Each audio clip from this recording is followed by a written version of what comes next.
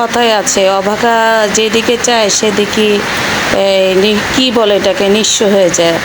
তা চিন্তা করেছিলাম কি আর হইলো কি, মনে করেছিলাম ইলিশ মাছ বড় বড় ইলিশ খাবো, কিন্তু সেটা তো আর পারলাম না, চলে যাচ্ছে। তাই ছোট ইলিশ দিয়ে মনের আশা মিটাচ্ছি। আসসালামু আলাইকুম গাইস, তোমরা সবাই কেমন আছো? আশা করছি ভালো আছো। তো আজকে আবার ভিডিওটা শুরু করলাম ইলিশ মাছের দিয়ে।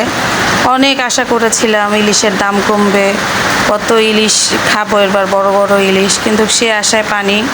বেশি আশা করছিলাম তাতে ভাষা হয়ে গেছে। যাই হোক, ইলিশ মাছগুলো আজকে আমি ভেজে তারপরে বেশি করে পেঁয়াজ দিয়ে ভুনা করবো। এতদিন তো টমেটো দিয়ে কাঁচা ইলিশ ভুনা করেছি, আর এরবার করব হলো গিয়ে মনে করো পেঁয়াজ দিয়ে। তো আমি এটার মধ্যে কিন্তু রসুন বাটা একটু দিব না, খালি হলুদের গুঁড়া, মরিচের গুঁড়া, হালকা জাস্ট হালকা একটু জিরের গুঁড়া দিয়ে তারপরে মনে করো যে আমি ইয়েটা রানবো, ইলিশ মাছটা। তো তোমরা কেমন লাগে আমার রান্নার রেসিপি অবশ্যই আমাকে জানাবা। আমি যে রান্না করি কেমন লাগে। আর যখন ভয়েস দিচ্ছি তখন কিন্তু প্রচুর পরিমাণে বৃষ্টি হচ্ছে। তো আমাদের টিনের চাল এই শব্দটা পাবা, বৃষ্টির শব্দ এটা। তা তোমরা প্লিজ কষ্ট করে একটু দেখে নিও, কারণ প্রচুর পরিমাণে বৃষ্টি হচ্ছে। ভয়েসটা যখন দিচ্ছি তখনও বৃষ্টি। যাই হোক, তো দেখো আমি এখানে আরেকটা তরকারি বসিয়ে দিয়েছি খুব সুন্দর করে।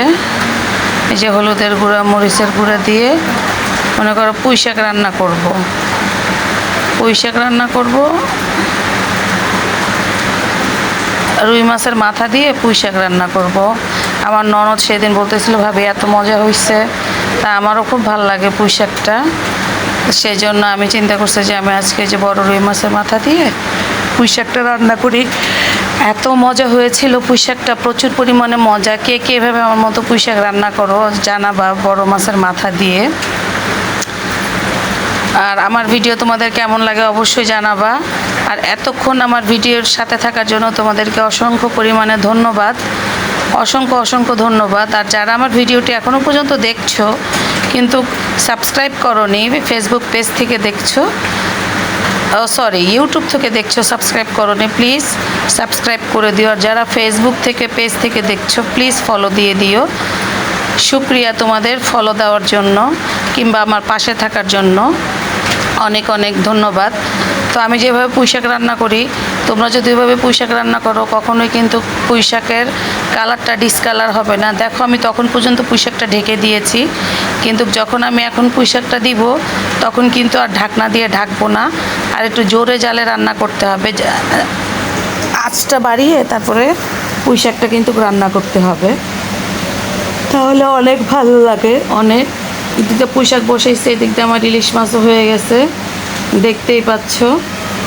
তো এখন আমি ইলিশ মাছ নামিয়ে নিব। হালকা একটু লবণ দিয়ে দিলাম, লবণ কম হয়েছিল।